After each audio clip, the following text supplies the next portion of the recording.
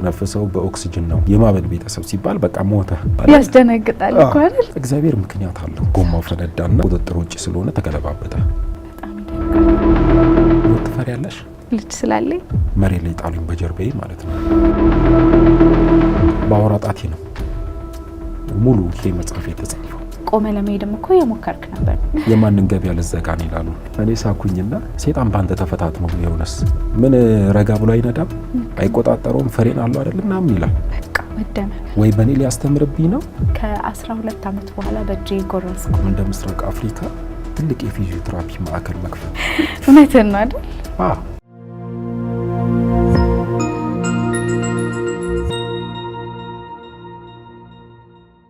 ሰላም የሀገሬ ቴሌቪዥን ተመልካቾች እንዴት ናችሁ?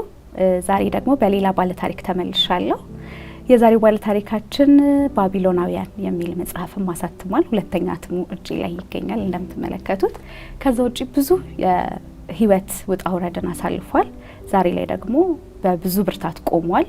ተምሳሌት ይሆናል ብለን መርጠነዋል። ዛሬ ከማዕበል እንደሻው ጋር ነኝ ያለሁት።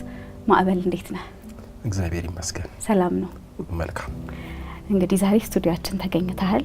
የህይወት ውጣ ውረድህን፣ መበርታትህን፣ መሻገርህን በብዙ ሁኔታ ልታሳየን እንኳን ደህና መጣ ብለን ወደ ታሪክህ እንገባለን። ማዕበል የተወለደ የልጅነት ጊዜው ምን ይመስል ነበር የሚለውን እንጀምርና። እሺ፣ አመሰግናለሁ። እናንተም እንግዳ አድርጋችሁ ስለጋበዛችሁ ከልብ አመሰግናለሁ። እንግዲህ ማዕበል የተወለደ እንዴት አደገ ለሚለው ትውልድና እድገቴ ምስራቅ ሐረር ኮምቦልቻ ወረዳ መልካራፉ ከተማ ነው። ተወልጄ ያደግኩት እዛ ነው። እስከ 10ኛ ክፍልም ትምህርቴንም የተከታተልኩት እዛው ነው። እንግዲህ ሐረር ከተማ 16 ኪሎ ሜትር ወጣ ያለ ከተማ ነው። ቴክኖሎጂ ምናምን እንደ አዲስ አበባ አይደለም። ግን አባታችን በሚሰራው ስራ አማካኝነት ፎቶ ቤት ነበረው፣ ሙዚቃ ቤት። ስለዚህ በዛ ምክንያት እኛ እንግዲህ በደንብ እኔም ሆንኩ እንግዲህ ወንድሜ አብረን በምናድግበት ሰዓት ላይ እያነበብን አዳዲስ ፊልም ሲወጣ እያየን በመንፈሳዊ ሕይወት ደግሞ ቅድስት ማርያም ቤተክርስቲያን አለች፣ ገዳም ነች። እንግዲህ በዚሁም ደግሞ የማያውቋት እንዲያውቋት ታሪካዊ ቦታ ነችና በአፄ ኃይለ ሥላሴ ዘመን የተሰራች ክርስትናም የተነሱባት ደግሞ ከዛ 17 ኪሎ ሜትር ትርቃለች። ያው ታሪኩ ተያያዥነት ስላለው እንግዲህ እዛ ነው ትውልድና እድገቴ እና ከዛ 10ኛ ክፍልን ከጨረስኩኝ በኋላ ወደ ናዝሬት ወደ አዳማ ከተማ መጣኝ ኮሌጅ ትምህርቴን ለመከታተል። እንዲህ ፈጠን ማረገው እንግዲህ የልጅነት ጊዜ ትምህርት ቤት የነበረ ጊዜ እንዴት ነበረ? ምን አይነት ተማሪ ነበርክ? በባህሪ ዝምተኛ ልጅ ነበርኩኝ። በቤት እንደውም እንግዳ ራሱ ቤተሰብ መጥቶ ከትምህርት ቤት ስመለስ በቤት ስገባ በር ላይ ጫማ ምናምን ካለ ቤት ውስጥ ድምጽ ከሰማው በፊት ለፊት አልገባም። በጓሮ በር ዞሬ በጓሮ በር ልብሴን አውላልቄ ምን ብዬ ወደ ራሴ እንትን የምገባ ልጅ ነኝ። ማለት ብዙም እንደዚህ የምትጫወት አይነት ሰላም እና በቃ ኮስታራ ነኝ ብዙም እንትን አለለምና እንደውም አንድ አስተማሪ ነበረች ሁሌ የምትለኛ ዶክተር ነበር የምትለው። በቃ እጄ ወደ ኋላ አድርጌ ኮስተር ብዬ ነው እና ልጆች ሲጫወቱ ምናምን እኔ ኮስታራ ነኝና ለዛ ነበርና ግን ስቀራረብ እጫወታለሁ። እስከምቀራረብ ድረስ ግን ዝምተኛነቱ ይሻለኛል። እና በዛ አስተዳደግ ውስጥ ነው እንግዲህ ቤት ውስጥ በጣም ብዙ መጽሐፍ፣ መጽሔት አዲስ ሲወጣ በእኛ ቤት በቃ አባታችን አንደኛ ነው። መጽሐፍና መጽሔት፣ ጋዜጣ በመግዛት በቃ ቤታችን ውስጥ የማታገኘው የመጽሐፍ አይነት የለም። በቃ እንግዲህ ጦቢያ ከሚባለው መጽሐፍ፣ ወንጀለኛው ዳኛ ምናምን በጣም ብዙ የድሮ መጽሐፎችን መጥቀስ ይቻላልና እነሱም መጽሐፎች እንግዲህ ከትምህርት ሰዓት ውጪ አንብቦ እንባላለን፣ እናነባለን። አንብበን ጨረስን ማለት ግን አይቻልም። አንብበን ጨርሰን እዚህ ምዕራፍ ላይ ምን ይላል፣ እዚህ ገጽ ላይ ምን ሀሳብ ተገልጿል፣ እንዴት ተረዳችሁ ተብለን እንጠየቃለን። ከዛ ደግሞ ፊልም ሲወጣ ፊልም ቤት ውስጥ እንግዲህ አንዳንድ አባቶች ለምን ፊልም ታያለህ ምናምን ብሎ ይቆጣሉ። እኛ ቤት ነጻነት አለ። ፊልም ሲወጣ አባታችን ራሱ ነው ይዞልን መጥቶ አብረን ቁጭ ብለን ነው ፊልም የምናየው። እንግዲህ በዚህ ህይወት ውስጥ ማለፋችን በራሱ ለኔ አሁን ላለሁበት መጽሐፍ የጻፍኩት ይሄ የስነ ጽሁፍ ትምህርትን ተምሬው አይደለም፣ ባነበብኩት በተረዳሁት መንገድ ነው። እንግዲህ አንዱ ራሱ ማንበብና እነዚህን ነገሮች መረዳት አንድ ትምህርት ቤት ነው ብዬ ገልጸዋለሁ። ምክንያቱም እኔ እንደዚህ እንደሆነ ያደረገኝ አንደኛው እሱ ነው። ከእንደገና ወደ ፊልም ወደ ስነ ጽሁፍ ስራዎች ለመግባት እንድነሳሳ ያደረገኝ በልጅነት እንግዲህ ቁጭ ብለን ስናያቸው የነበሩ ፊልሞች፣ የምንሄድበት ነገር ከታሪክ አንጻር ከሌሎቹ አንጻሮች ደግሞ ብርታትና ጥንካሬ የሆነው ደግሞ በመንፈሳዊ ህይወት ውስጥ ማደጋችን ለእኔ ትልቅ ጥንካሬ ነው። ምክንያቱም ወደ ሁለተኛው የህይወት ምዕራፌ ስመጣልሽ ያጠነከረኝ እዛ በሰንበት ትምህርት ቤት በቤተ ክርስቲያን ያደኩበት አስተዳደግ ለእኔ ሁለተኛው የህይወቴ ምዕራፍ በሚጀምርበት ሰዓት ላይ ለእኔ ብርታት ሆኖኛል። ምክንያቱም ቤተ ክርስቲያን ላይ እንግዲህ የምናውቃቸው ታሪኮች አሉ። 38 ዓመት በአልጋ ላይ የተኛው ስለ መጻጉዕ፣ ስለ አባታችን ስለ ጻድቁ ኢዮብ፣ ከእንደገና ደግሞ ብዙ የምንሰማቸው አስተማሪ የሆኑ መጽሐፍ ቅዱስ በቃ የተጻፈልን አሁን ላለነው ትውልዶች ጥንካሬ፣ ብርታት ከእንደገና የምንሄድበትን መንገድ ሊያስተምረን ነውና ለእኔ ትልቅ ብርታት ሆኖኛል ለምለው ያ ነው። እንግዲህ በዛ መስመር ውስጥ ባላድግ ተሰብሬ ይቀር ነበረ። ታላቅ ወንድሜ እንደ አጋጣሚ እሱ ውጤት ተበላሸበትና እሱም አዳማ መጥቶ ነበር ከኔ 1 ዓመት በፊት እና ክረምት ላይ እሱ ጋር አዳማ መጥቼ ነበርና አየሁት ምናምን ያለውን ነገር ውጤት ቢመጣልኝ እዛው 11 እና 12 ልቀጥል ነው።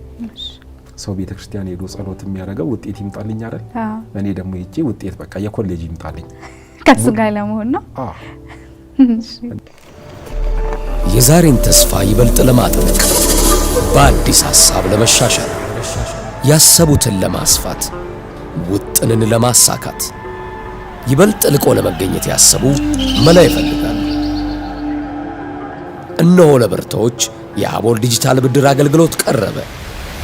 አቦል ዲጂታል ብድር ንጋት፣ ራዕይ፣ መነሻና ማሳ ሲል በሰየማቸው ልዩ ልዩ የብድር አገልግሎቶቹ እስከ 100 ሺህ ብር ብድር አዘጋጅቷል። ማለዳ በኢመደበኛ ንግድ ለተሰማሩ ሴቶች፣ ራዕይ በመደበኛ ንግድ ለተሰማሩ ሴቶች፣ መነሻ በኢመደበኛ ንግድ ለተሰማሩ ለጉሊትና መሰል ነጋዴዎች፣ ንጋት መደበኛ ንግድ ለተሰማሩ የጥቃቅንና አነስተኛ ነጋዴዎች፣ ማሳ በግብርናና መሰል ስራዎች ላይ ለተሰማሩ የቀረበ አገልግሎቶቹን ያለምንም ማስያዣ በእጅ ስልኮ መጠቀም ያገኙ። አቦል ዲጂታል ብድር አቦል ላይ ይድረሱ። ቡና ባንክ የባለ ራዕዮች ባንክ። ከመጣው በኋላ ማሽን ቴክኖሎጂ ነበረ ክላስ የተከታተልኩት። እሱን ተከታተልኩኝ፣ ተመረቀን።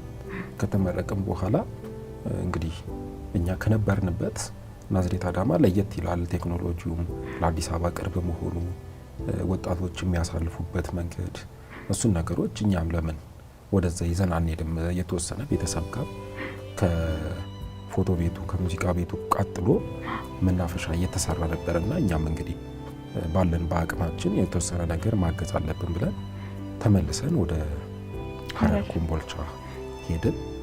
እዛም የተለያዩ መዝናኛዎች እንደ ፑል፣ የዲኤስቲቪ ምናምን ነገሮችን አድርገን ወጣቱ የሚውልበትን ነገሮች እያስተካከልን በመሀል እኔ ደግሞ ሀረር ከተማ ፎቶ ለማሳጠብ አንዳንድ እቃዎችን ለማምጣት ስላክ ለቁርስ እየተባለ የሚሰጠኝ ብር ነበረ እና እኔ ቁርሴን አልበላም ነበረ። ሄጄ መኪና እለማመድ ነበረ፣ መንጃ ፍቃድ ለማውጣት ማለት ነው። እለማመድና በቃ በቤት ስመለስ ቁርሴን እንዳልበላ ሰው ነው የምበላው። የሚሰጠን ብር አይ ርቦኝ ነው ላለው በቃ ዝም ብዬ በደፈና ከዛ በደንብ ፐርፌክት ሆኜ መጨረሻ ላይ ክፍያ ተከፍሏል መንጃ ፍቃድ የሚወጣው። ልክ እዛ ላይ ስደርስ ለአባቴ ነገርኩት፣ አላምንም አለ። ከዛ ሄደን አሳየሁትኝ። አይ በቃ እንደዛ ከሆነ ጨርስ ብሎ መንጃ ፍቃዱን አወጣሁኝ፣ ጨረስኩኝ። ከዛ መንጃ ፍቃድ ላወጥ ያሰብኩበት አላማው አንድ ምንድነው መኪና ከያዝኩኝ ኢትዮጵያ መዞር እችላለሁ። ሀሳቢ ኢትዮጵያ መዞር ነው። በቃ እንግዲህ በመጽሐፍ ሳነባት የቆየሁት ኢትዮጵያ አለች። ከዛ ባሻገር ደግሞ እንደዚህ በድሮ በኢቲቪ ላይ የሚተላለፉ እነዚህ ኢትዮጵያን እንቃኛት ከአድማስ ባሻገር ምናምን የሚሉ ፕሮግራሞች እንግዲህ ስለ ኢትዮጵያ የሚያሳዩት ስዕሎች አሉና እነዛን ነገሮች ማየት ጉጉት ነበረኝ። ስለዚህ ሹፌር ኮንኩኝ፣ ወጪ የለብኝም፣ የፈለኩበት ቦታ መሄድ እችላለሁ። ስለዚህ መንጃ ፍቃድ አወጣው። ቀጣይ ደግሞ መኪና እንዲገዛ ቤተሰብን አሳመንኩኝ። መኪና ተገዛ፣ ያስኩኝ። ከዛ ከሐረር ድሬዳዋ የተወሰኑ ወራቶችን ሰራውኝና በዛው በትራንስፖርት አገልግሎት ማለት ነው። የትራንስፖርት አገልግሎት ነው።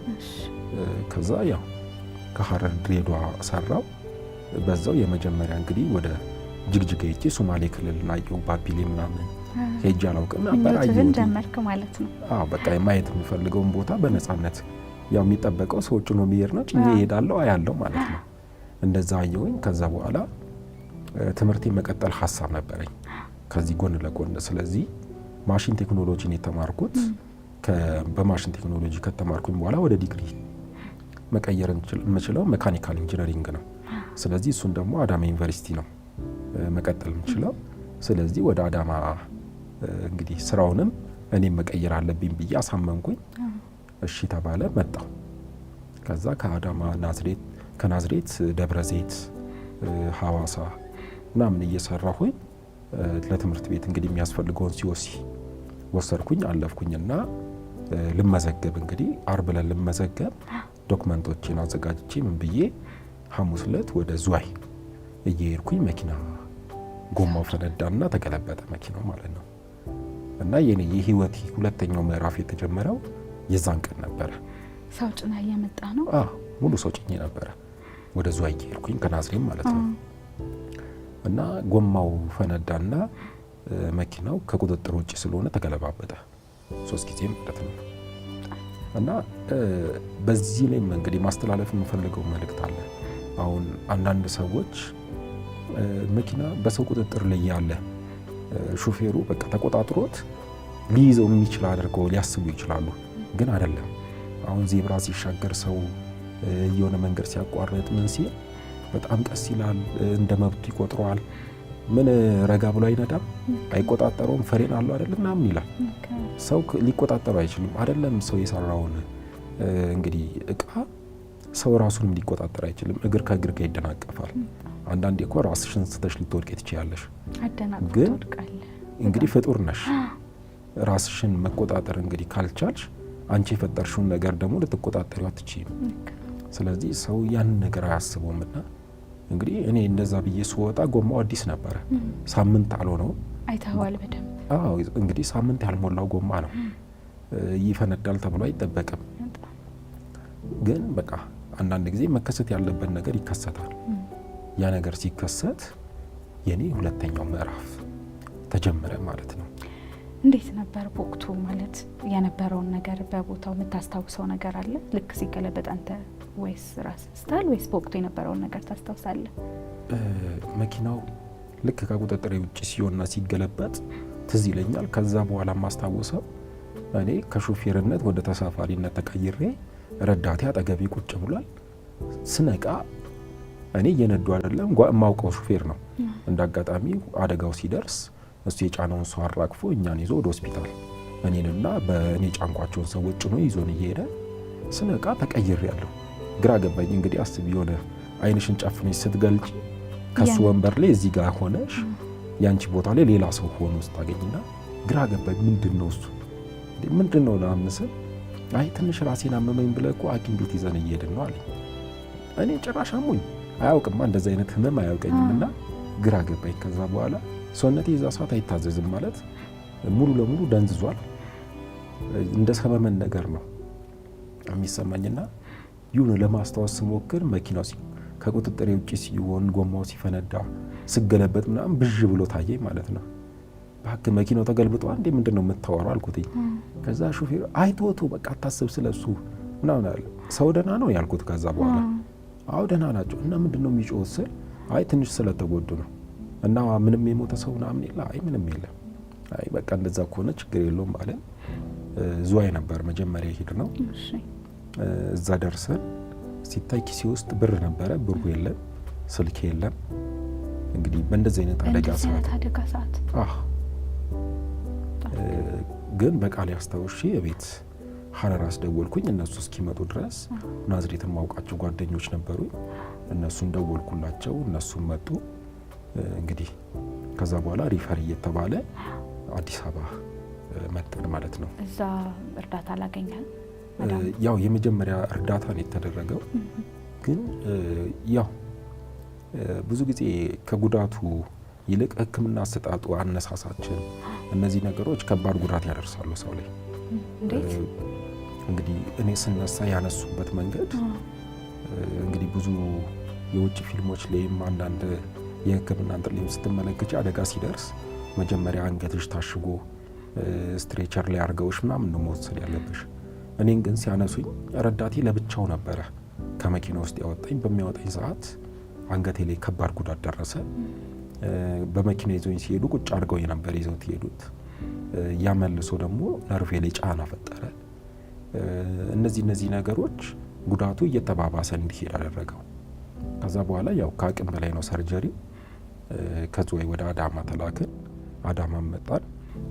አዳማ 1-3 ሆስፒታል ሊሄድ ነው። እነሱም ከአቅም በላይ ነው አሉ። ግን እዚህ ጋር የእግዚአብሔር ታምር ነው እንጂ አንድ ቦታ ሄደሽ አንድ ቀን ወይም የተወሰነ ጊዜ አቆይተው አይተው ነው ከአቅም በላይ ብለው ሪፈር ሊሉ የሚችሉ። ግን እኔ ላይ የእግዚአብሔር ታምር ስለተፈጸመ ወዲያው ስንገባ አይተው አይ ከአቅም በላይ ነው ወደዛ ሂዱ እያሉ ነበር የሚልኩን። መጨረሻ እዛ ናዝሬት ሄድ ነው። አዳማ ጄኔራል ነበረ። እዛ ስንደርስ በር ላይ ስንደርስ ነው ገና ሁሌ አመሰግናለሁ እሱን ዶክተር ልክ እንዳየ አይ በቃ ህይወቱን ማትረፍ ከፈለጋችሁ እዚህ አይደለም ወደ አዲስ አበባ ኮሪያ ሆስፒታል ይዛችሁት ሂዱ፣ ምክንያቱም በዚህ ይህንን ሰርጀሪ ሊያደርግ የሚችል ሐኪም እስካሁን ስላልገባ ወደዛ ውሰዱት አለ። ወዲያው በማታ እንግዲህ ጠዋት 5 ሰዓት አካባቢ ነው አደጋው የደረሰው። 5 ተኩል አካባቢ እየተጓዝን እያለን እዚህ አዲስ አበባ ማታ 2 ሰዓት አካባቢ ደረስን። በጣም ረጅም ሰዓት ነው ለሕክምና፣ በጣም ረጅም ሰዓት። ከዛ በኋላም የነበረው ነገር ሂደቱ ረጅም ነው። ከገባው በኋላም ወደ ሕክምና አልተገባም። ግዴታ ቤተሰብ ከሀረር እስኪመጡ ድረስ መጠበቅ ነበረብን። ምክንያቱም ቅድሚያ የሚከፈለው ብር በጣም ብዙ ነው። እንግዲህ በወቅቱ ወደ 40 ምናምን ሺህ ብር ነው የተጠየቀው። ከ12 ዓመት በፊት ማለት ነው 2005 ላይ ነው የተጠየቀው። ብር ውድ ነው። እነሱ እስኪመጡ ግዴታ መጠበቅ ነበረብን። ጠበቅን። ከመጡ በኋላ እነሱ አርብ ዕለት ደረሱ። ሐሙስ አደጋው ደረሰ። ማታው ነው ሲጓዙ ቆይተው ጠዋት ገቡ። ከዛ ያለውን ነገር ከጠየቁ በኋላ ክፍያውን ሊከፍሉ ሲሉ የተባለው ነገር ደግሞ በጣም ከባድ ነበረ። ምንድን ነበር? በህይወት አይተርፍም። ስለዚህ ብራችሁንም ልጃችሁንም ከምታጡ ባይከፈልስ ማለት በቃ ባይሰራስ ባይታከምስ? ታዲያ ምን ያርጉ? እቤት አጣጥፎ ያስቀምጡ?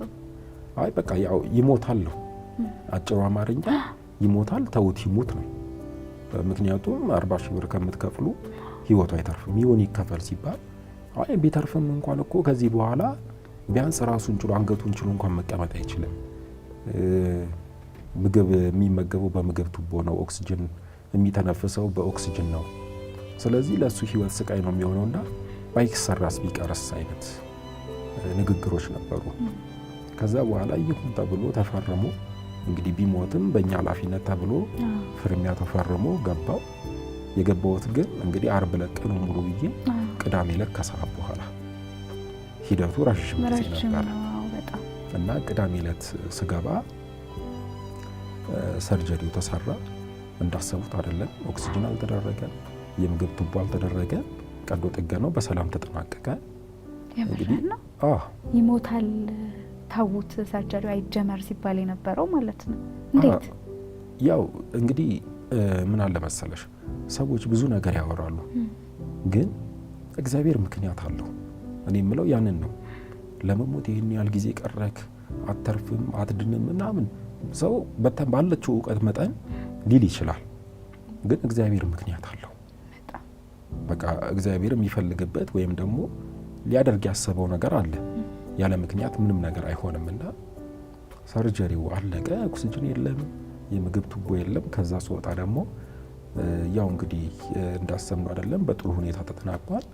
ግን ያው ከአይሲዩ ክፍል ከኮማ ሊነቃ የሚችለው ከ3 ወር ወይ ከ4 ወር በኋላ ነው። ስለዚህ ቤተሰብ እዚህ ምንም አሰሩ፣ ቤተሰብ ሸኙ፣ በሚነቃበት ሰዓት እናሳውቃቸዋለን። 3 ወርና 4 ወር እንግዲህ አይነቃም ተባለ። ቤተሰብ በቃ ያለው አማራጭ ምንም አይደለም እሺ ብለው እየተሸኛኙ ነው ነቃው። የዛኑ ሰዓት 3 ወር አልተባለ አይሲዩ ክፍል እንደገባሁኝ ነቀውኝ። ስነቃ በጣም ያማል። ሰርጀሪው እዚህ አንገቴ ጋ ነው። 3 አጥንትን የተሰበረው ማጅራቴ ላይ። ከዛ በኋላ ህመሙ እጅግ በጣም ከባድ ነው። ከማደንዘዣ ስነቃ አመመኝ። ከዛ በኋላ አረ እያመመኝ ነው አልኳትና እዛ ውስጥ የሚሰሩ ነርሶች አሉ አይደለ? ልክ ስትይ እንዴ ለምን ነቃ እንዴት ነቃ ካለች እውነታን ነው። ያስደነግጣል እኮ አይደል? የተባለው ነገር 3 ወር 4 ወር ሂድ ወደ ቤት እየተባለ ነው ቤተሰብ። ስለዚህ ዋንዴ ስትነቃ ያስደነግጣል። ልክ ነው እንዴ መንቃት የለብኝም እንዴ አልኳት። ማለት ግራ ነው የሚያጋባው። እና በቃ አምቦኛል መድኃኒት ስጭኝ አልኳት። ኧረ አይሰጥም እንዴ እንዴት ነው ግን ከዚህ ማደንዘዣ የነቃው? ማለት ከባድ ማደንዘዣ ነው እንግዲህ አስቢው።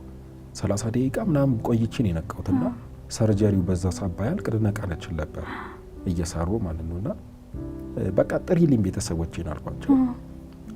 ከዛ የማበል ቤተሰብ ተብሎ ሲጣራ እንግዲህ የሚጠብቁት ምንድነው 3 ወር 4 ወር አይነቀም ተብሏል።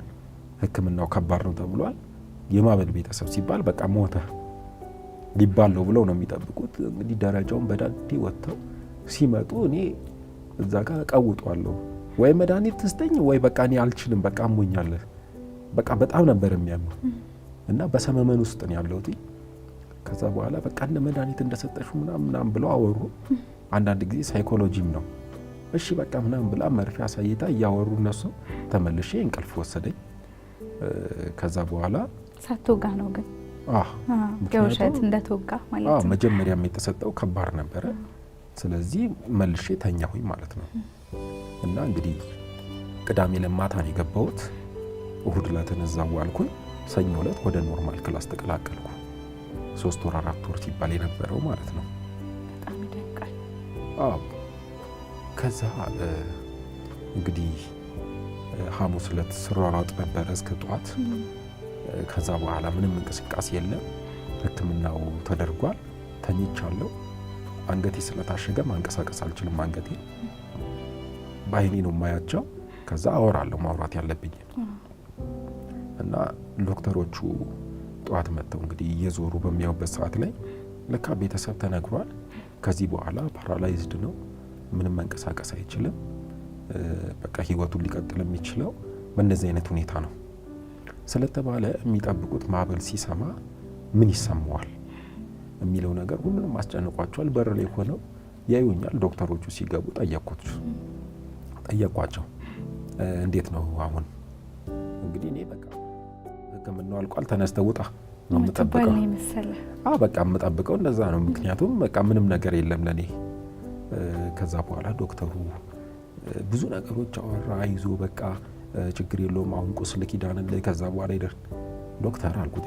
ምክንያቱም ብዙ መጽሐፍ ላይ ያነባቸዋለሁ፣ ፊልሞች ላይ ያለው እንደዚህ አይነት ነገሮች ለኔ ምንም አዲስ አይደለም። በቃ ሰው የደረሰበትን ነገር ማወቅ አለበት። ከዛ ንገረኝ አልኩት። እንግዲህ አብረው የህንድ ዶክተሮችም ሌሎችም የውጭ የኮሪያዎችም ዶክተሮች አብረው ነበሩ ከናስተርጓሚያቸው። ከዛ ነገሩኝ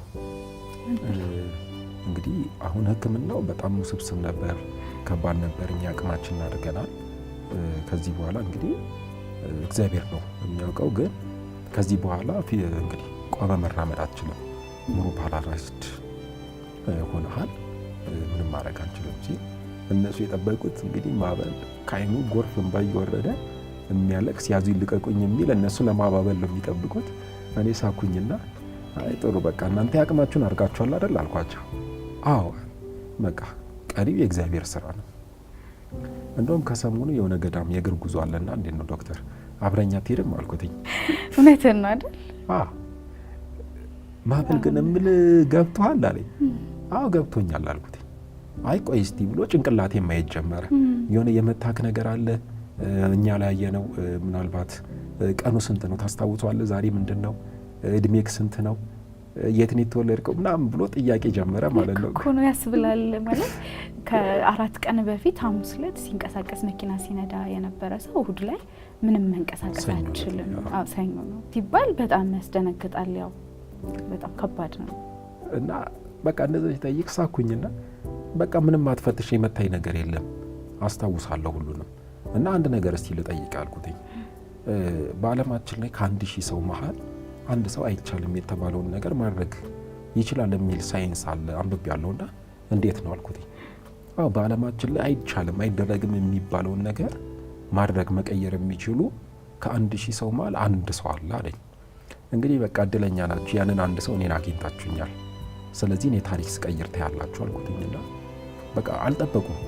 በነገራችን ላይ እንግዲህ ሕክምና ላይ ያሉ ሰዎች በሕክምናው የሚጎዳቸው ነገር አለ።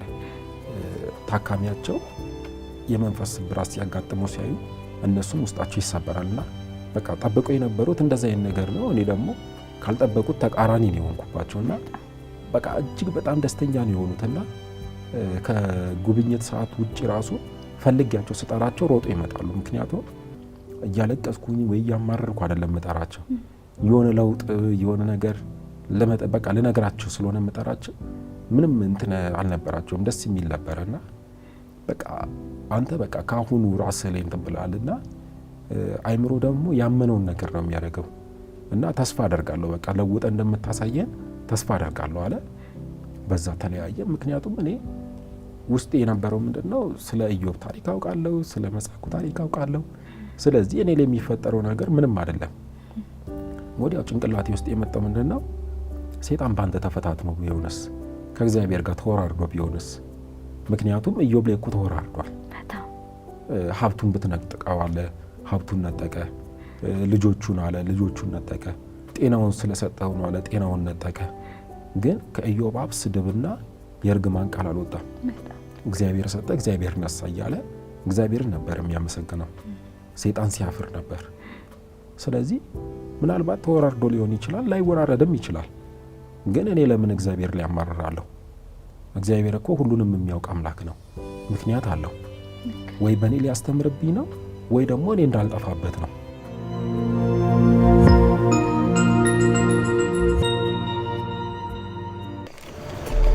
የዛሬን ተስፋ ይበልጥ ለማጥበቅ በአዲስ ሐሳብ ለመሻሻል ያሰቡትን ለማስፋት ውጥንን ለማሳካት ይበልጥ ልቆ ለመገኘት ያሰቡ መላ ይፈልጋሉ። እነሆ ለብርቶች የአቦል ዲጂታል ብድር አገልግሎት ቀረበ። አቦል ዲጂታል ብድር ንጋት፣ ራዕይ፣ መነሻና ማሳሲል በሰየማቸው ልዩ ልዩ የብድር አገልግሎቶቹ እስከ 100,000 ብር ብድር አዘጋጅቷል። ማለዳ በኢመደበኛ ንግድ ላይ የተሰማሩ ሴቶች፣ ራዕይ በመደበኛ ንግድ ላይ የተሰማሩ ሴቶች፣ መነሻ በኢመደበኛ ንግድ ላይ የተሰማሩ ለጉሊትና መሰል ነጋዴዎች፣ ንጋት መደበኛ ንግድ ላይ የተሰማሩ የጥቃቅንና አነስተኛ ነጋዴዎች፣ ማሳ በግብርናና መሰል ስራዎች ላይ የተሰማሩ የቀረበ አገልግሎቶቹን ያለምንም ማስያዣ በእጅ ስልኮ መጠቀም ያገኙ። አቦል ዲጂታል ብድር፣ አቦል ላይ ይድረሱ። ቡና ባንክ፣ የባለ ራዕዮች ባንክ። ስለዚህ በቃ በተፈጠረው ነገር እግዚአብሔር ይመስገን። ምንም ማለት አይደለም። ነገር ይቀየራል፣ ታሪክ ይቀየራል። ከዛ በኋላ ነገሮች በሂደት ይሄዱ። በሁለተኛ በሶስተኛው ቀን ብቻ ዶክተሩ መጣና እንግዲህ ጠንከር ሲል ችግር የለውም ዊልቸር ሊያርጋችሁ ወጣ አርጋችሁ ዙሪያውን ንፋስም እንዲቀበል ማድረግ ትችላላችሁ ብሎ ሲል አይ በቃ ዛሬ ነው ያለው፣ ሂዱ ዊልቸር አምጡ አልኳቸው። እንደ ሂደት ነው እሱ በሂደት ነው ያለው። እንግዲህ አስቢው፣ ቀዶ ጥገናው እጅግ በጣም ከባድ ነው። ገና ቁስሉ አልተፈታም፣ አንገቴ እንደታሸገ ነው። ከዛ በኋላ አምጡልኝ አልኩኝ። መጣ ዊልቸር። ቁጭ ሲያረጉኝ እግሬን እንዴት ሊያዘው፣ እጄን እንዴት ሊያዘው፣ አንገቴን እንዴት ሊያዘው። እግሬ ወደዚህ ይከፈታል፣ ያ ወደዛ ይከፈታል። ትከሼ ከአቅሜ ውጪ ነው። ዝሏል ማለት ሙሉ ለሙሉ ከኔ ቁጥጥር ውጪ ነው። አንገቴን አልይዞም እና ያማል። ግን እኔ በቃ መውጣት አለብኝ፣ አየሩ ናፍቆኛልና 5 ሰው ነው ይዞኝ የወጣው። ዊልቸር ላይ ተቀምጠሽ 2 ሰው እግሬን ይዟል፣ 2 ሰው ትከሼን ደግፏል፣ 1 ሰው አንገቴን ይዟል። ከዛ ዊልቸሩን እየገፉ ወጣን ወደ ውጪ። ከዛ ዶክተሩ ሲያልፍ አየኝ፣ ጮኸ፣ አበደ። ያማችኋል? ምን መሆናችሁ ነው? ገና አሁን አንዴ ከቀዶ ጥገና የወጣው አንገቱ ሳይጠነክር እንዴት ራስ ከአንድ በዊልቸር መውጣት ትችላለህ ያልከው? እኔ አሁን አልኩክ አስገቡና አስተኝት፣ ልጅ ምን መዳን አፈልግም አለ። ከዛ ያ እንዴ ትችላለህ እና አሁን ቆመ መራመድ ትችላለህ ብለህ ቆመ ልሞክር ነው አለኝ። አዎ አልኩት። ከዛ ሂድ ግባ ተኛ ይሻላል። ገባሁኝ፣ ተኛው። ከዛ የተወሰነ ጣቴ ነች የተነቃነቀውና ከሰዓት አካባቢ ነው። ዶክተሩን ጥሩልኝ አልኩኝ፣ አስጠራሁት። ከዛ እጄ እየተነቃነቀ ነው አልኩት። የሆነ እንዲህ ድንገት ድንግጥ ነው የሚለው እጄና አይመጣም ያልከው ይሄው እጄ ላይ ለውጥ እያሳየ ነው አልኩት። አንተ አይምሮን ስላሳመንከው ነው። ስለዚህ መለወጥ ትችላለህ። ምናልባት ግን አመታት ሊፈጅ ይችላል። ምክንያቱም በአመታት ሂደት ውስጥ ይሄ ተስፋ እንዲቋረጥ አልፈልግም።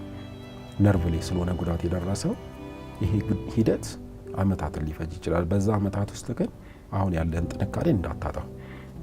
በቃ ለውጧለሁ ብለህ ያልከውን ነገር ታገልለት፣ ሊለወጥ ይችላል አለ። በቃ ይሄን እንድትል የፈለኩት ዋናው በእግዚአብሔር ካመንክ በቂ ነው አልኩት እንጂ። ከዛ ተለያየ። እንግዲህ 3-4 ወር የተባለው ነገር ሳይሆን 10 ምናምን ቀን ነው ሆስፒታል ራሱ የቆየሁት። ቤት ሄዶ መከታተል ይችላል ከዛ በኋላ ተባለ።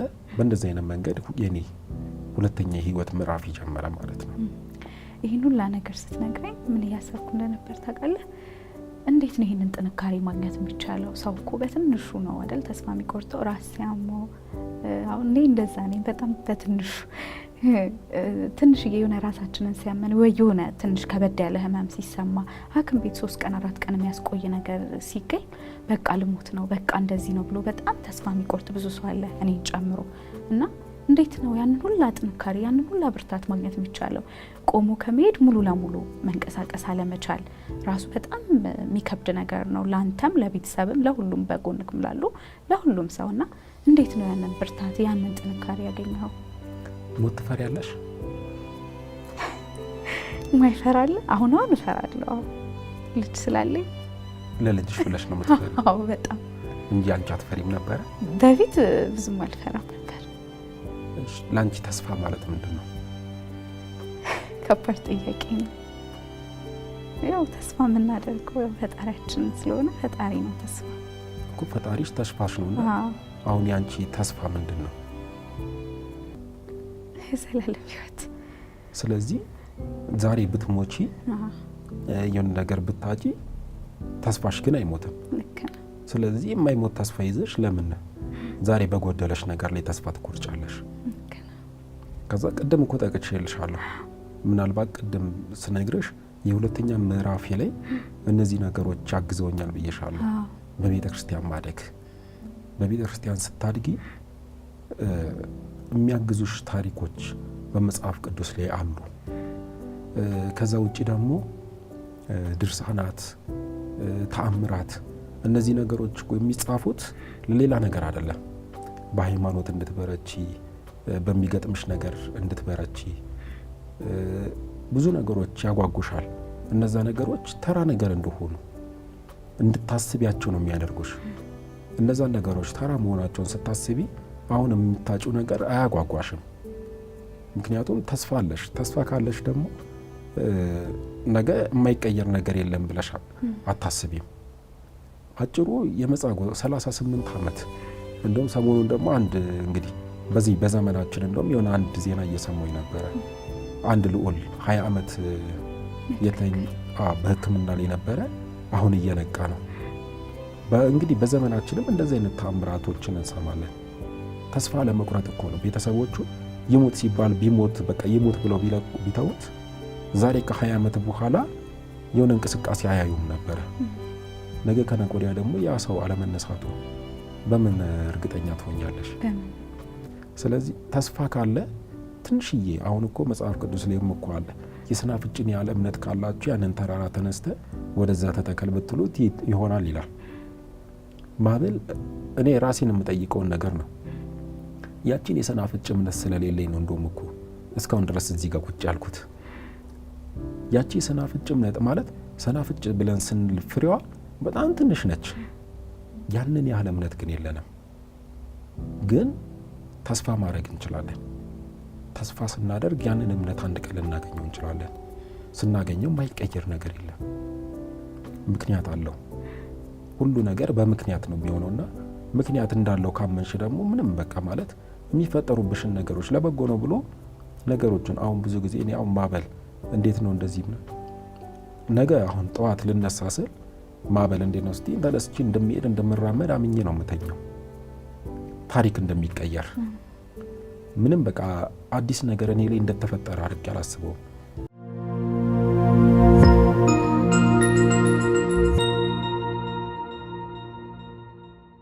አሁን ድረስ የምበላው የምጠጣው በሰው እጅ ነው፣ የምለብሰው ለመንቀሳቀስ ሰው ነው የሚያግዘኝ። እነዚህ ነገሮች ግን ማለት አስቤያቸው ተጨንቄባቸው አላውቅም። የሚያሳስብ ነገር አለው እስከ መቼ ድረስ ግን ያንን ነገር ለመለወጥ ደግሞ መጣር አለብሽ። ምክንያቱም በአንቺ ጥረት ውስጥ በአንቺ ልፋት ውስጥ ነው ታሪክሽ ሊቀየር የሚችለው። ተኝተሽ ብቻ እግዚአብሔር ይህን ያደርግልኛል ይህን ይለውጥልኛል ብቻ ፈተና ነው መፈታተን ነው የሚሆነው። ግን እየለፋሽ እየጣርሽ እግዚአብሔር ታሪክ እንደሚቀየር ካመንሽ አንድ ቀን ይቀየራል። ይሄ ማሳየው ምንድነው? እኔ እንግዲህ እነዛ ነገሮች ሁሉ አልፈው በሂደት ሕክምናውን እየተከታተልኩ ሕክምና በመከታተልበት ሰዓት ላይ ራሴን በተደጋጋሚ ስቻለሁ። ለረጅም ሰዓት ለ20 ለ30 ደቂቃ ራሴን ስቼ ጸጥ ብዬ ሞተ ተብሎ ተለቅሶ ሁሉ ያውቃል። ፊዚዮቴራፒ ሕክምና እየተከታተልኩ እነዛን ነገሮች ሁሉ ግን እያለፍኩኝ ሁሌ ግን ማዕበል ሲባል እግዚአብሔር ይመስገን ጓደኞቼ ሲመጡ ነገ ተነስቼ አብሬያቸው የሆነ ቦታ እንደሚሄድ አውርተን ተነጋግረን አሳምኛቸው አምነውኝ ይመጣሉ። በቃ አብረው ሊሄዱ አምነውኝ ይመጣሉ። ያን ያህል ድረስ ማለት ነው። እና በዛ ሁሉ ጥረት ውስጥ ለውጥ መምጣት ጀመረ። እንደዚህ ተደግፌ እኮ አንገቴን ችዬ መቀመጥ አልችልም። መጀመሪያ ላይ አንገቴን ችዬ መቀመጥ ቻልኩ። ፊዚዮቴራፒ የሚያሰሩኝ ዶክተሮች አንገቴን ለመቻል ስል እንደዚህ አልጋ ጫፍ ላይ ቁጭልና አንገቴ እጥሏለሁ፣ አልችሎም መያዝ፣ ቀና ማድረግ አልችልም። እና ልክ እንደጻለች ማሙሽ ቀና እያሉኝ እንዲህ እየተንቀጠቀጥኩ ቀና ለማለት አንዴ እንዲዝቅ ካልኩበት ቀና ለማለት ሞክሬ አንዴ ቀና ስል ራሴን ስቼ የምተኛበት ሰዓት ሁሉ ነበር። አንገቴን ለመቻል እንኳን ስጥር ማለት ነው። በዛ ሁሉ ጥረት ውስጥ አልፌ ይሄኛው እጄን ለመንቀሳቀስ እንደዚህ ሞከርኩ። ቤት ውስጥ ተኝቼ በጎን የተኛና ስልኬ ላይ ባወራ ጣቴ ኖትቡክ ላይ መጽሐፍ ጀመርኩ። ግጥሞች ጽፋለሁ፣ ፊልም ስክሪፕት ጽፋለሁ፣ ከሰዎች ጋር መልእክት ላላካለሁ በጎን የተኝቼ በስልክ ላይ። ያን ነገር እያደረኩኝ ለውጦች መምጣት ጀመሩ።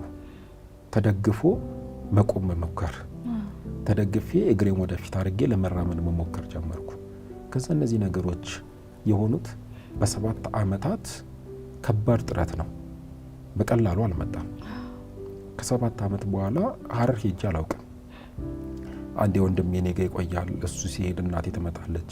እየተቀያየሩ እዛ ያለውን ስራ እየሰሩ እኔ ጋ እየቆዩ እያስታመሙኝ እንግዲህ ዓመታት አለፉ። ከዛ ኮረና ሊገባ አካባቢ ለምን በቃ ወደዛ አልሄድምና አየርን መቀየር የዛም በሆን ደግሞ የተወሰነ ጊዜ ቆያለሁ። ምክንያቱም የተለያዩ የሕክምና ማሽኖች ምናምን እቤት መግዛት አቅም ስለነበራቸው ተገዝተው እቤት ውስጥም ሕክምናው መከታተል ይችል ነበረ። ስለዚህ ለምን ወደዛ አልሄድም ብዬ ሄድኩኝ። እዛ እንግዲህ አንደኛም የሄድኩት ይሄ ባቢሎናውያን የተሰኘው መጽሐፌንም ጽፌ ጨርሼው ለአባቴ አሳይቼው እሱ እንዲያሳትምልኝ ነበረ። በዛውም ደግሞ እንግዲህ እዛ ጊዜ ለማሳለፍ በዛ ከሄድኩኝ ከተወሰነ ሳትሄድ ከባቢሎናውያን ሳትሄድ እንዴት ነው የጻፍከው? ባቢሎናውያኑን እንግዲህ የጻፍኩት ኖትቡክ ላይ ነው። ሀሳቡ መጀመሪያ እኔ አደጋው ሳይደርስብኝ በፊት ሾፌር ሆኜ በነበረበት ሰዓት ላይ አንድ የተዋወቅኩት ሰው ነበረ። ያ ሰው እነዚህ አሁን ላይ ስላሉት የሰይጣን አምልኮ ስለ ሶዶማውያን ምናምን እዛ ውስጥ የነበረ ልጅ ነው እና ሀሳቡን ነገረኝና አጫወተኝ። መውጣት ይፈልጋል ግን ሱስ ውስጥ ገብቷል። ጋቢና ከፍቶ ገባ። የመጀመሪያ ሰው ነው እና እንትን ይዟል እንግዲህ ወደ ሻሸመኔ አካባቢ ይሄ ጋንጃ ምናምን ያጨሱ አይደለም እሱን ይዟልና እናጭስ አለኝ። አይ እኔ አላጨስም አልኩት እና ላጭስ እዚሁ አለ። አይ ውረድ፣ በኋላ ደግሞ በአንተ ምክንያት እኔ ይዙርብኝና እንገልበጥ እንዴ አልኩትኝና ምንድነው ወጣት አይደለም ምናምን ነገር አለ። አይ እኔ ቤተክርስቲያን ምናምን ነው የማገለግለው እንደዚህ አይነት ነገር አይመቸኝም እና መጠጥ፣ ሲጃራ፣ ጫት ምናምን ነገር አሞክሪ ምናምን ነገር አይ የለሁበትም አልኩት። ከዛ የሆነ ታሪክ ብነግርህ ግን ታምነኛለህ ካለ ምንድነው አልኩትኝና አጫወተኝ ታሪኩን የተወሰነ። እውነትህን ነው አልኩት። ገና ብዙ መረጃዎች አሉና ከፈለግ ተገናኝተን እነግርሃለሁ አለኝ። ከዛ እንግዲህ ራዕይ ዮሐንስ ላይ እነዚህ ነገሮች አሉ በመጨረሻው ዘመን የሚፈጠሩ ስለ ሰዶምና ጎሞራ እነዚህ ነገሮች ዓለም ላይ እየተፈጠሩ ያሉትን ነገሮች አውቃቸዋለሁና ሲነግረኝ የበለጠ ማወቅ ፈለኩኝ። ከዛ ተቀጣጥረን ታሪኩን ነገረኝ። የተወሰኑ መረጃዎችንም ሰጠኝ እና እሱ እኔ ጋ ነበረ። በዛ ላይ ተመስርቼ ነው ይሄ መጽሐፍ የተወሰነ ልቦወለድ ሀሳብ ተቀላቅሎበት ሊጻፍ የቻለው ማለት ነው። ከዛ መጽሐፉን እንግዲህ እኔ አደጋው ከደረሰ ጽፈኸዋል ብቻ ተቀምጦ ነበር። አይ አደጋው ከደረሰብኝ በኋላ ነው የጻፍኩት። በጎን የተኘቼ ኖትቡክ ላይ ነው በአውራ ጣቴ ነው ሙሉ ይሄ መጽሐፍ የተጻፈው።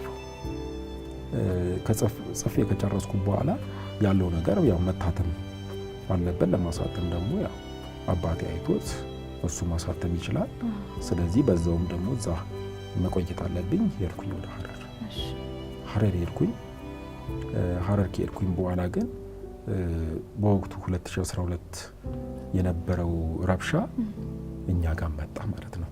ፎቶ ቤቱ፣ ሙዚቃ ቤቱ የነበረው ተቃጠለ፣ ንብረት ወደመ። መናፈሻው 2000 ካሬ ሜትር ነው፣ ሙሉ ተቃጠለ። እኔንም እንደዚህ መሆኔን እያዩ እንግዲህ ወንድሜ መጥቶ ነበር እንዳጋጣሚና እሱ ነበር ይዞኝ የሚሯሯጠው ከጠዋቱ 3 ሰዓት እስከ 10 ሰዓት ከምናምን ድረስ ሙሉ ግቢው በሳት ሲቀጣጠል እኛ ከአንዱ ቤት አንዱ ቤት እያለን ለማምለጥ ስንጥር ነበረ። እኔ የተወሰነ ለመቆም እየሞከርኩ ነው እንጂ መራመድም ሆነ መንቀሳቀስ አልችልም። እና ወንድሜ ነበረ አቅፎኝ የሚሯሯጠው። በዛ ሁሉ ሁኔታ ውስጥ ግን አለፍና መጨረሻ ላይ ያዙን። አባቴ ተፈንክቷል፣ እጁ ተሰብሯል። እናቴ እንደዛው ተደብድባ ተፈንክታለች፣ እጇ ተሰብሯል። ወንድሜ ተደብድቧል። ከዛ እኔን ደግሞ በቃ ወደ ውጭ እንዳስወጣውና ፖሊስ ጣቢያ እናደርሰዋለን ችግር የለውም ብለው ይዘውኝ ለጠሉን። ይዘውኝ ከወጡ በኋላ ከበራፍ ላይ እንግዲህ ውጭው ኮረከንቻማ ድንጋያማ ምናምን ነው። አቅፎኝ ይዘውኝ ከወጡ በኋላ በቁም መሬት ላይ ጣሉኝ፣ በጀርባዬ ማለት ነው። ከዛ በኋላ በዱላ ደበደቡኝ። እንደዛው አንድ ምንም እንደዚህ አይነት ሀሳብ ውስጥ የሌለ ሰው ሰርተሽ ተለውጠሽ ራስሽን አገርሽን ለማሳደግ በምትጥሪበት ሁኔታ ውስጥ መጥቶ ቤት ማቃጠል። ያ ንብረት እኮ እንግዲህ እኛ ከመወለዳችን በፊት ጀምሮ አባቴና እናቴ ሲለፉበት የነበረ ሀብት ንብረት ነው። በእድሜያቸው መጨረሻ ሊጦሩበት ሊኖሩበት በቃ ሊያርፉበት ሲለፉበት የነበረው ቦታ ነው። የዛሬን ተስፋ ይበልጥ ለማጥበቅ በአዲስ ሐሳብ ለመሻሻል ያሰቡትን ለማስፋት ውጥንን ለማሳካት ይበልጥ ልቆ ለመገኘት ያሰቡ መላ ይፈልጋሉ።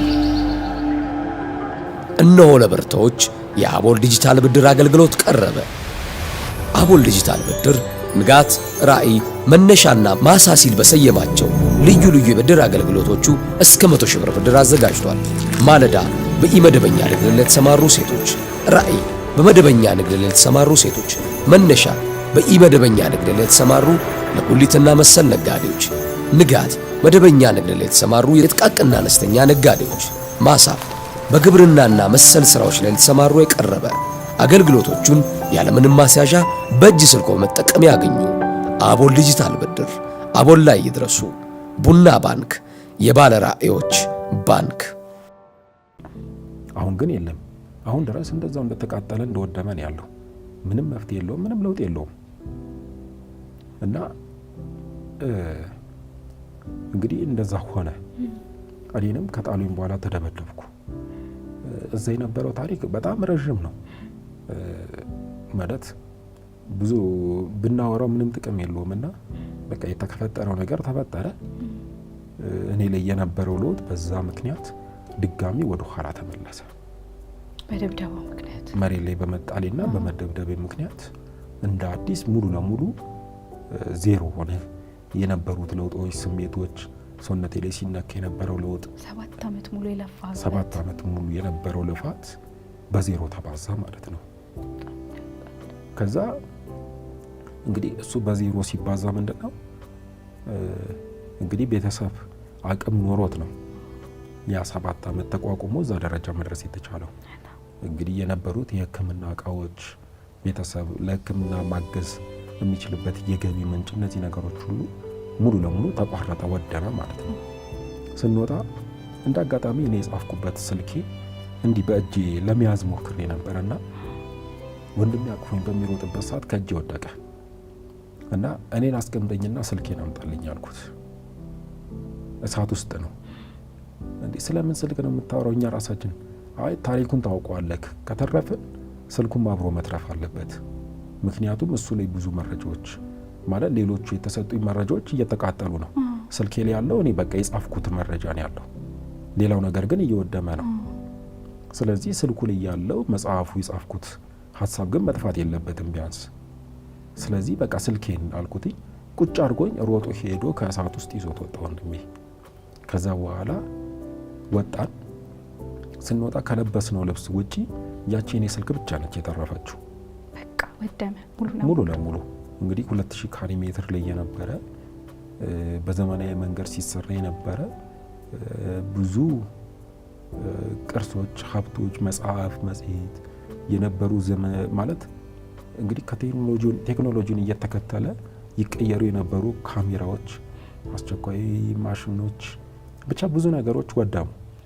በቁጥር ሊጠቀስ ከሚችለው በላይ የሚዘረፈው ተዘረፈ፣ የሚሰረቀው ተሰረቀ፣ የሚቃጠለው ተቃጠለ፣ ሙሉ ለሙሉ ወደመ።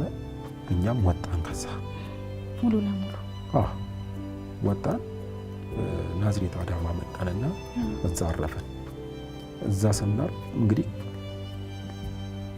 ሰውን መርዳት የሚችል የነበረ እጆች፣ ሰውን ሲረዱ የነበሩ ቤተሰቦች ተመልሰው የሰው እጅ ማየት ተጀመረ ማለት ነው። አይደለም እኔን ለማሳከም እነሱ ራሳቸው ለመታከም በማህበረ ቅዱሳን እገዛ በምስራቅ ሸዋ ሀገረ ስብከት እገዛ ምግብ መምጣት፣ ልብስ መምጣት፣ በማህበረ ቅዱሳን በኩል ምግብ፣ የሕክምና እርዳታ።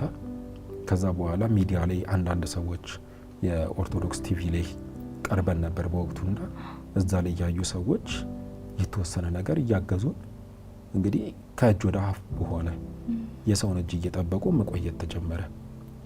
ሕክምናው ቆሟል። እኔ 7 ዓመት የተለፈው ልፋት ወደ ኋላ በዜሮ ተባዝቷል። ተኝቶ መዋል ሆነ ማለት ነው። እና 2012 እንግዲህ ሰኔ ነው ይህ ነገር የደረሰው። ክረምቱ ላይ ነው፣ ነሐሴ አካባቢ ነው ወደ ናዝሬት የመጣ ነው። ክረምቱ አለፈ። 2013ን እንደዛው በብዙ በጣም ከባድ ነው ማለት መጀመሪያ በብዙ የለመደ በሰፊ የለመደ ለሰው የሚደርስ እዛንተንም በደንብ አድርጎ የሕክምና ወጪን ሸፍኖ ያንን ሁሉ ዓመት ያሳለፈ ቤተሰብ ባዶ ምንም በሌላ ነገር ላይ ሲሆን በጣም ከባድ ነው። አግኝቶ ማጣት በተለይ ያማል። ማለት ፊት ለፊት ሊስቁ ይችላሉ ማለት እያየዋቸው እኮ ከነሱ መጎዳት በላይ የኔ ነው እያዩ ሲያዝኑ ታይባቸዋለሽ። ሕክምና ስላላገኙ ከዛ በኋላ ማለት የነበሩት ሁኔታዎች ከባድ ናቸው እና በቃ መጽሐፉን ለምን በቃ ወደ ሶሻል ሚዲያ ላይ አንዳንድ ቦታ ላይ ለምን በቃ እንቅስቃሴ አላደረግም የሚል ሀሳብ መጣልኝ ማለት ነው። ከዛ ወደ አዲስ አበባ ከእናቴ ጋር አብረን መጣንና አንዳንድ እንግዲህ በእንደዚህ አይነት ሙያ ላይ ያሉ ሰዎችን ማናገር ማተሚያ ቤቶች ምናምን ስጠይቅ ወይ ስፖንሰር ይፈልጋሉ ወይ ክፍያ ይፈልጋሉ። እንደዚህ አይነት ነገር ከሌለ ዝም ብሎ ማንም አያግዝሽም እና መጽሐፍ አለኝ ቢያንስ እንደዚህ ነው ታሪክና እንድታሳትሙልኝ ብዬ እንኳን ለመጠየቅ የሆነ ድርጅት ምናምን ሲሄድ አይ እኛ እዚህ ልመና ምናምን አንፈልግም ይላሉ። የሆነ ስራ እኮ ይዘሽ ነው እየሄድሽ ያለሽው፣ ትልቅ ስራ ይዘክ ነው ማለት በእንደዚህ አይነት ሁኔታ ውስጥ ያለፍኩት ይሄ ነገር አለ እጄ ላይ የምፈልገው ይሄንን ነገር ከግብ ለማድረስ ነው ብለሽ ስትይ የሚሰጡሽ ግን ኔጌቲቭ የሆነ ምላሽ ነው። ግን እንደዛ ሆኖ ማለት እኔ ብዙ ጊዜ ምን አለ መሰለሽ እንደዚህ መጥፎ ሀሳቦች ወይም መጥፎ ንግግሮችን ሰምቼ እንዳልሰማ አልፋቸዋለሁ። ውስጤ የማይቀርም ወይም ደግሞ በቃ ሰምቻቸዋለሁ ብዬ አላስባቸውም፣ እተዋቸዋለሁ። ምክንያቱም ምን ያደርጋል ዋና ዓላማ የነበረው ምንድነው? መጽሐፍ አለኝ፣ የፊልም ስክሪፕት አለኝ፣ ሀሳብ አለኝ። መጽሐፍ የማሳተም የሚችል ሰው እንዲያግዘኝ እፈልጋለሁ። የፊልም ስክሪፕት አለኝ፣ ስፖንሰር የሚያደርግ ፕሮዲዩስ የሚያደርግ ሰው ካለ ፊልሜ መስራት እፈልጋለሁ የሚል ሀሳብ። እነዚህ ነገሮች እኔ ከቻሉኝ ሕክምናዬ መከታተል እችላለሁ የሚል ሀሳብ ነው። አንዳንድ ጊዜ ባሰብሽው ልክ አታገኝም፣ ግን እግዚአብሔር ይመስገን ብዙ ሰዎች መደወል ጀመሩ።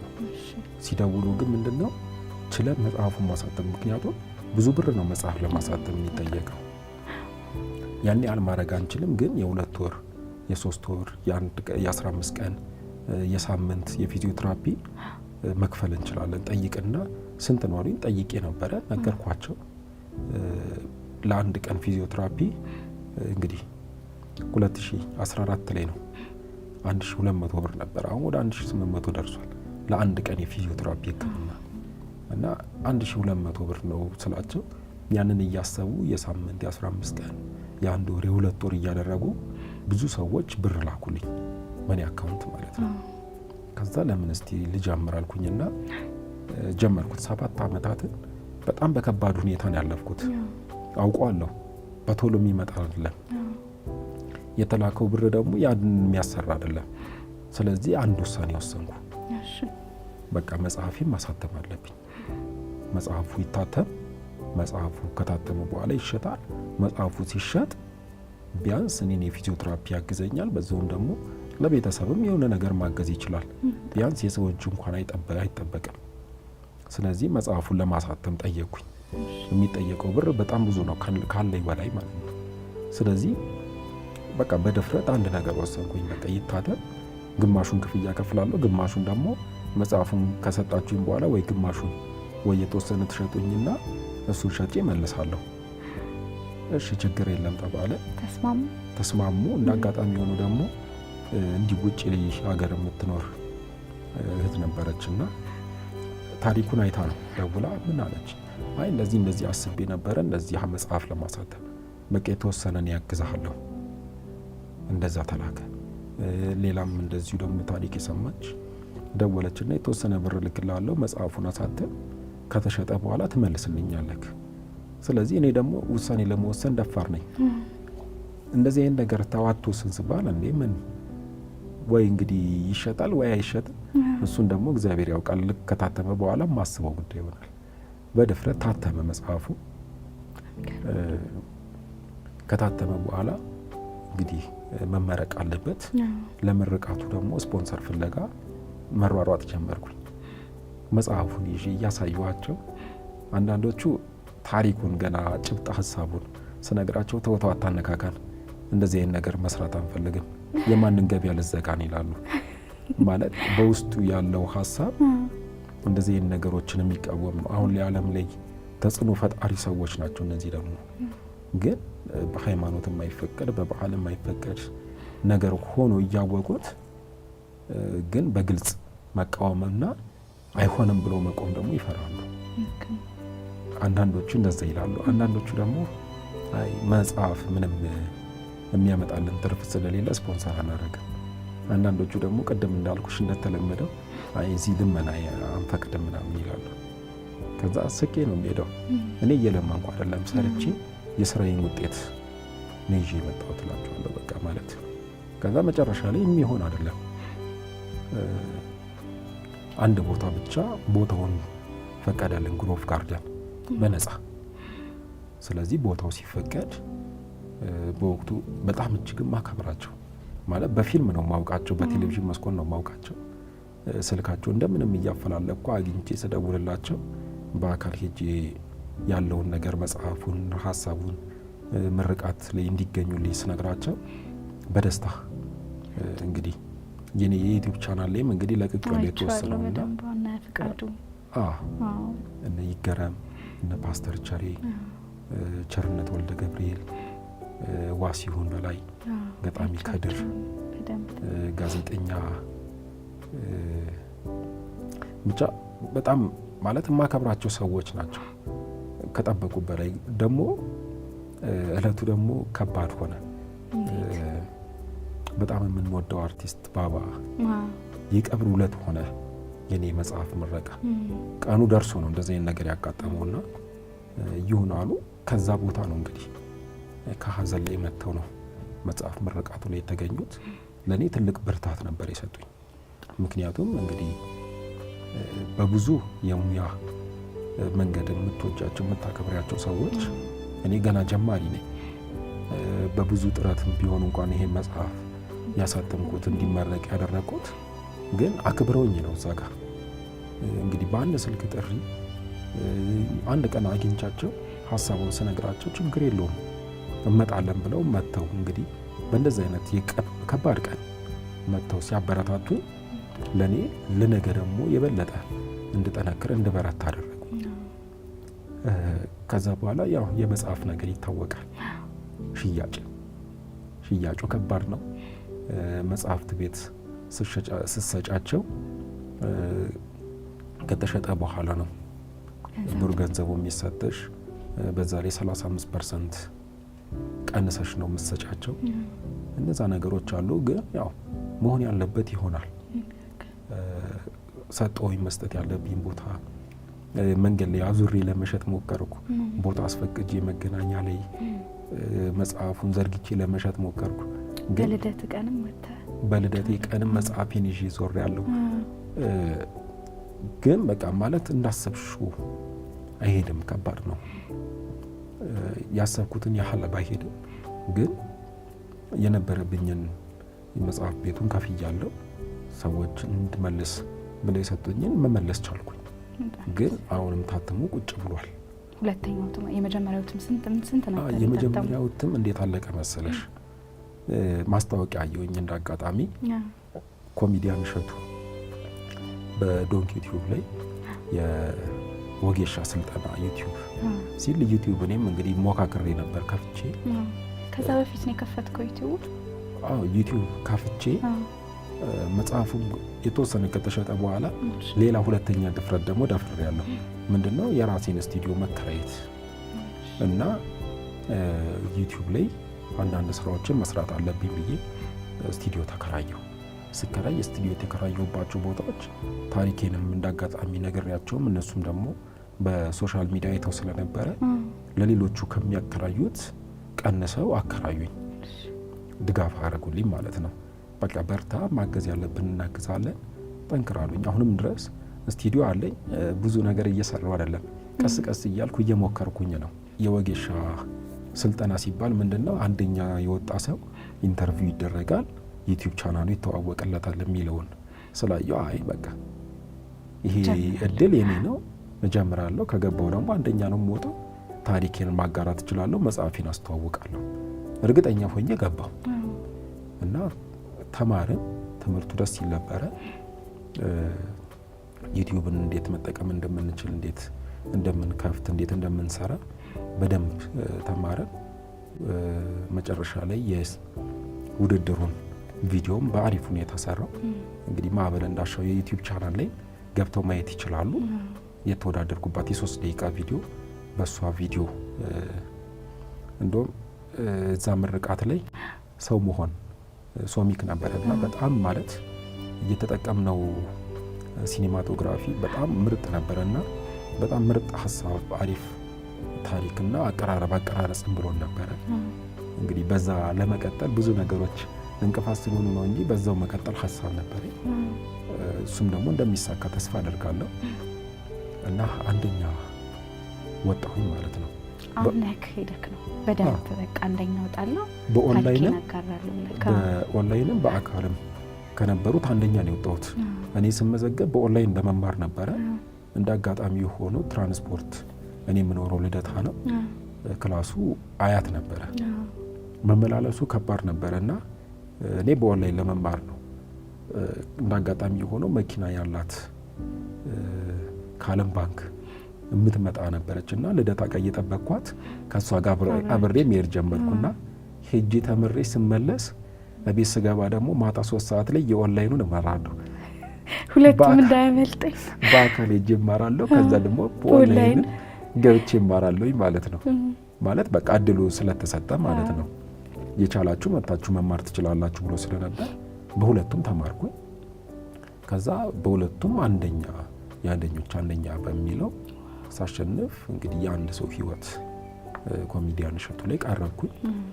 ታሪኬን በደንብ እዛ ላይ አጋራውኝ ማለት ነው። ሳጋራ ስለ መጽሐፌም ተናገርኩኝ። የዛ ሰዓት ላይ የመጀመሪያው እትም በደንብ ተዋወቀና ተሸጠ። ከዛ ወዲያ ሁለተኛው እትም ታተመና እሱ ላይ እንግዲህ የተወሰነ እየተሸጠ ነው። ከዛ ግን ቆመ። አሁን ግን ገበያ ላይ አለ። ገበያ ላይ ያለ ግን እየተሸጠ አይደለም። በሁሉም የጃፋር መደብሮች እና ሀሁ መጽሐፍ መደብር ይገኛል። ባቢሎናውያኑ እዛ መግዛት ይቻላል። እንዲሁም ደግሞ በእኔ ደግሞ ተመልካቾች ያዩታል። ስለዚህ እንዲሁም ደግሞ በቀጥታ ከኔ ጋርም ደግሞ በእኔ በስልክ ቁጥሬ 0910 50 82 22 ላይ ቢደውሉልኝ ከኔ ጋርም ቀጥታ ማግኘትም ይችላሉ። እና በእንደዚህ አይነት መንገድ እንግዲህ ትግሉ ጀመረ ማለት ነው። ከዛ እሸቱ ጋር ከቀረብኩኝ በኋላ በደንብ አሁን ፊዚዮቴራፒውን መስራት ጀመርኩኝ ማለት ነው። ገንዘብ ስላገኘ በቃ አንዳንድ ሰዎች ይሄን ገንዘብ ቃል እያስገቡኝ ነው፣ ሕክምናህን አታቋርጥም። ለሕክምና ማለት እንግዲህ ለሕክምና ከተሰጠኝ በኋላ መጽሐፉን እንዴት እንዳሳተምኩት ስናገር በቃ ኢኮኖሚ መቻል አለብኝ ብዬ እንደቀየርኩት ስለሚያውቁ አንተ እንደዛ ትቀይራለህ ካሁንምና ሕክምና ማቋረጥ የለብም፣ ይሄ ለሕክምና ነው፣ ምንም ነገር አታረግበትም ብለው እንደዛ ሰጡኝ። ሕክምናዬን መከታተል ጀመርኩኝ ማለት ነው። ከዛ ደግሞ የራሴንም የዩቲዩብ ቻናል አሁን ላይ 104,000 ሰብስክራይብ ደርሷል። በደንብ እየሰራሁበት አይደለም ማለት አሁንም እንቅፋት የሚሆኑ ነገሮች አሉ። አንዳንድ ስራዎችን ለመስራት ተዘጋጅና ልሰራ ስል ካሜራ ለማግኘት እንግዲህ የራስሽ ነገር ኖሮሽ መስራት ካልቻልሽ ክራይ ውድ ነው፣ በዛ ላይ ካሜራ ማግኘት ውድ ነው እና እነዛ ነገሮች እንቅፋት የሆኑና እንዳሰብኩት እየሰራሁኝ አይደለም። ግን እንደ እግዚአብሔር ፍቃድ ግን የተለየ እና በጣም ምርጥ ነገሮችን የመስራት ሀሳብ አለኝ። ምናልባት በዚህ ዓመት ባላሳካው ቀጣይ ዓመት ጥቅምት ወይ ህዳር ላይ ግን ተከታታይ የፊልም ድራማዎችን የጻፍካቸው አሉ? የጻፍኳቸው ወንድሜም እየጻፈ ያላቸው እየጻፈ ያለው አለ። እሱን እንግዲህ የሚያግዘንም የበለጠ እኔ አሁንም ተስፋ የማደርገው ምንድነው በቤት ውስጥ ታትሞ ቁጭ ያለ መጽሐፍ አለ። ሌላ እነዚህ መጽሐፎች ታትሞ ቁጭ ብለዋል። እንዳልኩሽ ነው ከታተመ በኋላ አልተሸጠም። ስለዚህ ይሄ መጽሐፍ ከተሸጠ አሁንም ድረስ እኮ በሰው ድጋፍ ነው ያለ ነው። ከሰው ድጋፍና የሰው እጅ ከማየት መውጣት እፈልጋለሁ። በቃ እየሞከርን ነው በአንድ እግር። አሁን ለምሳሌ መጀመሪያ ለመቆም እየጣርሽ ባለበት ሰዓት ላይ የሚደግፍሽ ሰው እስከ መቼ ድረስ ሊደግፍሽ ይችላል? ራስሽን ችለሽ በሁለት እግርሽ መቆም መቻል አለብሽ። እንደዛ በሁለት እግራችን ቆመን ደግሞ የራሳችንን ታሪክ ለመቀየር አሁን ያለኝ መጽሐፉ ነው። ከመጽሐፉ ውጪ የዩቲዩብ ቻናሉ አለ። የዩቲዩብ ቻናሉን ሰብስክራይብ በማድረግ መጽሐፎችን ደግሞ በመግዛት ከጎን የሚሆኑ ብዙ ሰዎችን ባገኝ ማለት ትንሽ እኮ ነው። 1000 ወይ 2000 ኮፒ ማለት በጣም ትንሽ ነው። ግን እነዛን ሰዎች አግኝቶ መሸጡ ነው ከባድ የሚሆነው። ቢሸጥ ለኔ ምናልባት አሁን 350 ብር ነው አንዱ መጽሐፍ። ለአንድ ሰው ቀላል ነው። 1000 ሰው ጋር ደርሶ ደግሞ ይሄ መጽሐፍ ተሸጦ እኔ ጋር ሲመጣ ለኔ ደግሞ ለኔ ብቻ አይደለም ማለት እንግዲህ እድሜ ልካቸውን የለፉ አባትና እናት በቃ ከሰው እጅ ወጥተው ደስተኛ ሆነው እንዲኖሩም ነው። እኔ ከራሴ ውጭ የማስበው እሱ ነው። ነገም ደግሞ ይሄ ታሪክ እንደሚቀየርም ተስፋ አደርጋለሁ። ያንተ ተስፋ ብዙ ስለሆነ ቅድም እንዳልከኝ እና በዚህ አጋጣሚ አሁን ፋሲካ ላይ አንድ ቪዲዮ ለቅቄ ነበር። እንግዲህ የኔ ዩቲዩብ ቻናል ላይ ገብተው ማየት ይቻላልና ማንኪያ በትንሹ ለመያዝ ሞከርኩ እና ከ10 ምናምን ዓመት በኋላ በእጄ የተወሰነ ለመብላት ሞከርኩኝ እና በማንኪያ የሚቀርብ ምግብ ከሆነ እንግዲህ ቤት ውስጥ ቆይ ራሴ ነው የምበላው ብዬ በማንኪያ ራሴ መብላት ጀምሬያለሁ። እንግዲህ እንጀራው ላይ ደግሞ ደርሳለሁ ብዬ ተስፋ አደርጋለሁ። ምንም ጥያቄ የለውም። እንዳለው ዶክተሩ ተስፋ አለው። በቃ አንተ ስለምታምን ይሆንልሃል ብሎሃል። ስለዚህ ቆመ ለመሄድም እኮ የሞከርክ ነበር። ድጋሚ አደጋ ወይ ደርሰናል። ስለዚህ እኛም በደንብ ተስፋ የምናደርገው ካንተ ተምሳሌትም ነክ ብለን የምናስበው ተስፋ ባለመቁረጥህና ለሰዎች ተስፋ በመሆንክ ነው። አንተን የሚያይ ሰው በብዙ ይማራል ብዬ አስባለሁ። በጣም በብዙ እና አሁን እያየሁት ነበር ቪዲዮን ከ12 ዓመት በኋላ በእጄ ጎረስኩ ብለህ ስትናገርና አሁን በእጅ መጉረስ ላንተ በጣም ትልቅ ነገር ነው። ምክንያቱም ምንም ለማይሰራ ነገር ትንሽ መንቀሳቀስ፣ ትንሽ ጭላንጭል ማየት ብርሃን ነው አይደለ? እንደ ብርሃን ነው የሚቆጠረው። ስለዚህ ወደፊት ደግሞ እንዳሰብከው ልክ ቪዲዮን አይተክ አንደኛ ነው የምወጣው እንዳልክ አሁንም እንደዛ ይሆናል ብዬ ተስፋ አደርጋለሁ ከእግዚአብሔር ጋር እና እንግዲህ እሸቱ ጋር የቀረብኩት ቪዲዮ ላይ አንድ ነገር ብዬ ነበረ። ምክንያቱም አንድ አባባል አለ፣ የዛን ሰው ህመም ለማወቅ በዛ ሰው ጫማ ውስጥ ግባና እየው የሚባል ነገር አለ። ፊዚዮቴራፒ ቅድም አንስቼልሻለሁ።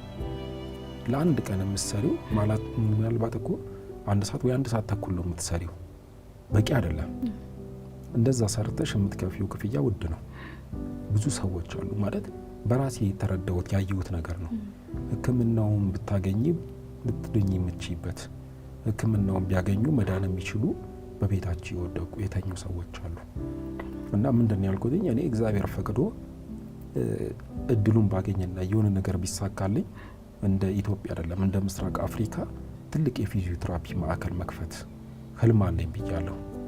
ምናልባት እንግዲህ ወራት አመታት ሊፈጅ ይችላል፣ ግን አንድ ቀን መሳካቱ አይቀርም። ምክንያቱም ከባድ ነው። ምናልባት አሁን ስለ ኩላሊት ብዙ ፊልም ተሰርቷል፣ ብዙ ተብሏል። ስለተለያዩ ህክምናዎች ብዙ ነገር ተብሏል። ፊዚዮቴራፒ ግን ማለት የማይወራለት በቀላል ነገር። ምክንያቱም እኮ የሆነ ቃል ታነሽ ዝቅ ብለሽ ቀና ስትይ ወገብሽ ላይ የሆነ እንትን ይሰማሽና ከዛ በኋላ እጅሽ ወይ እግርሽ ፓራላይዝድ ይሆናል። ያቺን ህክምና ታክሞ ለመዳን የምትጠየቂው ብር በጣም ብዙ ነው። በዛ ላይ ደግሞ ተስፋ ከሌለሽ፣ ጥንካሬ ከሌለሽ አትቀጥይም። ማለት በየቀኑ ለውጥ አታይበትም። ወራት ሊፈጅ ይችላል፣ አመታት ሊፈጅ ይችላል። እንደዛ ለሚፈጅ ደግሞ ጊዜ የምትከፊው ብር ደግሞ በጣም ብዙ ነው። ለአንድ ጊዜ ህክምና 1800 ብር ስትከፊ ከዛ በኋላ አስቢ ውስጥ በአመት ምን ያህል ይመጣል? በሳምንት 3 እንኳን ሰርተሽ ለውጥ አታመጪም። ማለት በየቀኑ ካልሰራሽ፣ ጠዋትና ማታ ለውጥ ካላመጣሽ፣ ካልሰራሽበት ለውጥ አታመጪም። እና ለዛ ህክምና ተስፋ ቆርጠው ቤታቸው ውስጥ ቁጭ የሚሉ ክፍያው ውድ ነው። በዛ ላይ ደግሞ እየታከምሽ እንኳን ለውጡን ቶሎ አታይበትም። እና ፊዚዮቴራፒ ያልተወራለት እጅግ በጣም ከባድ ብዙ ነገር የሚጠይቅ ነውና እንግዲህ በዚህ ላይ እግዚአብሔር ከረዳኝ ብያለሁ። አንድ ቀን መሳካቱ አይቀርም። ሀሳብን እግዚአብሔር ይምላልህ ነው የምንለው እኛ። አሜን። ስቱዲዮአችን መጥተህ ታሪክን ስላጋራህን በጣም ደስተኞች ነን። ብዙ ሰዎች ተስፋ ከመቁረጥ ወደ ተስፋቸው የሚለመልምበት እንደሚሆን ጥርጥር የለኝም። ያንተን ታሪክ ሰምቶ ሁላችንን የሚያስተምር ታሪክ ነው። ሁሉም ሰው እንግዲህ ባቢሎናውያኑ የሚለውን መጽሐፍ እያነበበ ማዕበልን በደንብ ቢታወቀው ደስ ይለናል። እኛ ጋር ስለመጣ ግን እጅግ አድርገን እናመሰግናለን። እሺ፣ እኔም በጣም አመሰግናለሁ። ቀረ የምትለው ነገር አለ? ቀረ የምለው ነገር እንግዲህ ማዕበል እንዳሻው የዩቲዩብ ቻናልን እየገባችሁ ሰብስክራይብ አድርጉ። ባቢሎናውያን የተሰኘውን መጽሐፌን ደግሞ በጃፋርና ሀሁ መጽሐፍ መደብር እንዲሁም ደግሞ ቀጥታ ከኔ ጋር በ0910 50 82 22 እየደወላችሁ ማግኘት ትችላላችሁ። በጣም ነው የምናመሰግነው። መልካም ጊዜ